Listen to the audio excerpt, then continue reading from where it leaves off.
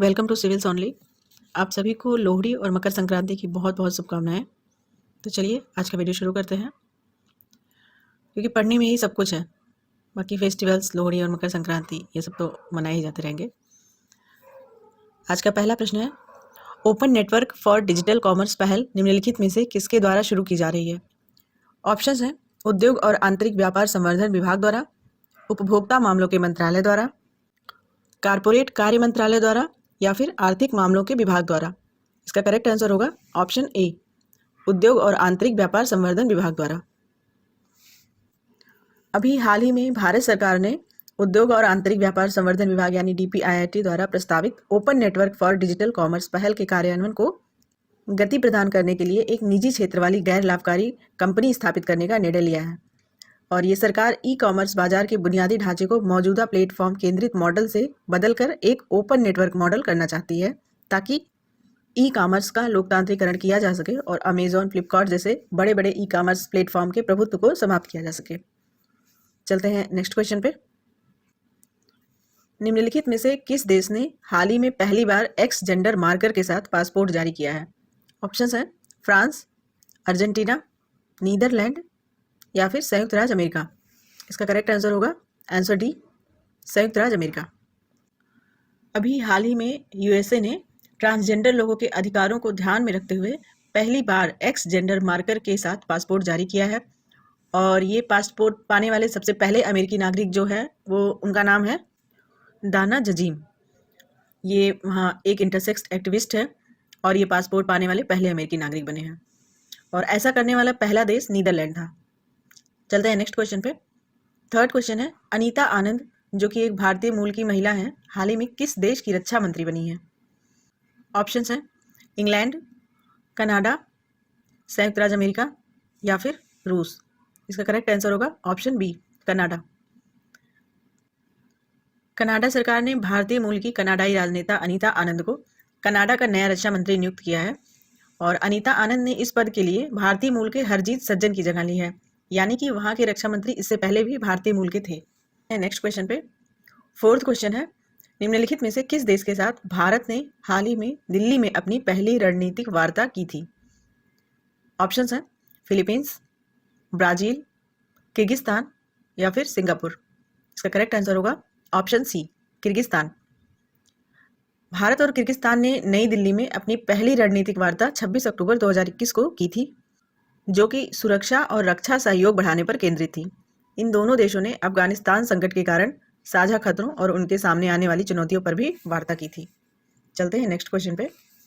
Fifth question है, केंद्रीय सतर्कता आयोग द्वारा हाल ही में सतर्कता जागरूकता सप्ताह 2021 मनाया गया। यह किसकी जयंती पर मनाया गया था? ऑप्शंस हैं लाल बहादुर शास्त्री, सरदार वल्लभ भाई पटेल, दादा भाई नौरोजी या फिर लाला लाजपत राय। इसका करेक्ट आंसर होगा ऑप्शन बी, सरदार वल्लभ भाई पटेल की जयंती पर। केंद्रीय सतर्कता आयोग ने 26 अक्टूबर से 1 नवंबर 2021 तक सतर्कता जागरूकता सप्ताह 2021 मनाया था। किसकी जयंती के उपलक्ष्य में? सरदार वल्लभ भाई पटेल की जयंती के उपलक्ष्य में। इनका जन्म कब हुआ था? 31 अक्टूबर 1875 में इनका जन्म हुआ था। और केंद्रीय सतर्कता जागरूकता सप्ताह 2021 मनाने का उद्देश्य क्या था? भ्रष्टाचार के बढ़ते खतरे और इसके परिणामों के प्रति जागरूकता बढ़ाने का उद्देश्य था। और इसकी थीम थी आत्मनिर्भरता और अखंडता, सेल्फ रिलायंस एंड इंटीग्रिटी। और केंद्रीय सतर्कता आयोग की स्थापना एक समिति की सिफारिश के आधार पर की गई थी। उसका नाम था के संथानम समिति। 1964 में इसकी स्थापना हुई थी। और इस आयोग को एक अधिनियम 2003 के माध्यम से इसे वैधानिक दर्जा दिया गया था। चलते हैं नेक्स्ट क्वेश्चन पे। सिक्स्थ क्वेश्चन है, 17वें G20 राष्ट्राध्यक्षों का शिखर सम्मेलन निम्नलिखित में से किस देश में आयोजित होगा? ऑप्शंस हैं इटली, भारत, इंडोनेशिया या फिर दक्षिण अफ्रीका। इसका करेक्ट आंसर होगा ऑप्शन सी, इंडोनेशिया। 17वां G20 राष्ट्राध्यक्षों का शिखर सम्मेलन अक्टूबर 2022 में बाली, इंडोनेशिया में आयोजित किया जाएगा। और इसकी थीम क्या होगी? Recover together, recover stronger. इस विषय पर यह केंद्रित होगा। और 17वां तो इंडोनेशिया बाली में, और 16वां कहाँ हुआ था? 16वां G20 सम्मेलन इटली में आयोजित किया गया था। तो 16वां हो गया, 17वां हो गया, 18वां G20 शिखर सम्मेलन कहाँ पे होगा? भारत में। चलते हैं नेक्स्ट क्वेश्चन पे। 7वां क्वेश्चन है, किस फिल्म को सर्वश्रेष्ठ फीचर फिल्म की श्रेणी के अंतर्गत 67वें राष्ट्रीय फिल्म पुरस्कार से सम्मानित किया गया है? ऑप्शंस हैं मरक्कर, अरबिका डालिंते सिमम यानी Marakkar lion of the Arabian sea, Chhichhore, Asuran या फिर शेरशाह। तो इसका करेक्ट आंसर होगा मरक्कर, अरबिका डालिंते सिम्हम। 67वां राष्ट्रीय फिल्म पुरस्कार सर्वश्रेष्ठ फीचर फिल्म के रूप में मलयालम फिल्म मरक्कर अरबिका डालिंते सिम्हम को दिया गया। सर्वश्रेष्ठ हिंदी फिल्म का पुरस्कार छिछोरे फिल्म को दिया गया था, जबकि 51वां दादा साहब फाल्के पुरस्कार प्रसिद्ध अभिनेता रजनीकांत को दिया गया। चलते हैं नेक्स्ट क्वेश्चन पे।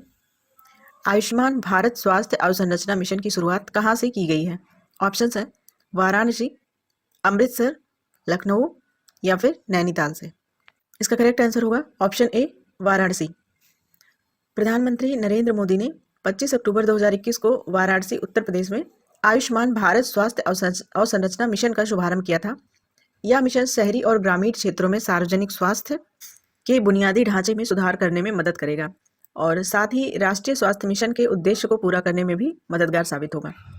और राष्ट्रीय स्वास्थ्य मिशन की शुरुआत 2013 में की गई थी। चलते हैं नेक्स्ट क्वेश्चन पे। 9वां क्वेश्चन है, निम्नलिखित में से किस सरकारी स्वामित्व वाली कंपनी को सेबी द्वारा पहली बार नॉट फिट एंड प्रॉपर घोषित किया गया है? ऑप्शंस हैं Chennai petroleum corporation limited, oil India limited, PEC limited या फिर उपर्युक्त सभी को। इसका करेक्ट आंसर होगा ऑप्शन सी, पीईसी लिमिटेड को। पहली बार भारतीय प्रतिभूति और विनिमय बोर्ड सेबी ने पीईसी लिमिटेड नामक एक सरकारी स्वामित्व वाली कंपनी को नॉट फिट एंड प्रॉपर घोषित किया है और पीईसी लिमिटेड 100% सरकारी स्वामित्व वाली कंपनी है। सेबी के अनुसार पीईसी अपने व्यवसाय को उन मानकों के अनुसार संचालित करने में विफल रहा है जिन्हें पंजीकृत प्रतिभूति बाजार संस्थाओं द्वारा बनाए रखे जाना अपेक्षित होता है। सेबी की स्थापना पहली बार 1988 में एक नॉन स्टैट्यूटरी बॉडी यानी गैर सांविधिक निकाय के रूप में की गई थी, लेकिन 1992 के स्कैम के बाद सेबी अधिनियम 1992 द्वारा इसे एक स्वायत्त निकाय बना दिया गया और इसे वैधानिक अधिकार भी दे दिए गए थे। चलते हैं नेक्स्ट क्वेश्चन पे। 10वां क्वेश्चन है, संयुक्त राष्ट्र दिवस किस दिन मनाया जाता है? ऑप्शंस हैं 20 जुलाई, 24 अक्टूबर, 2 दिसंबर या फिर 25 नवंबर। इसका करेक्ट आंसर होगा ऑप्शन बी, 24 अक्टूबर।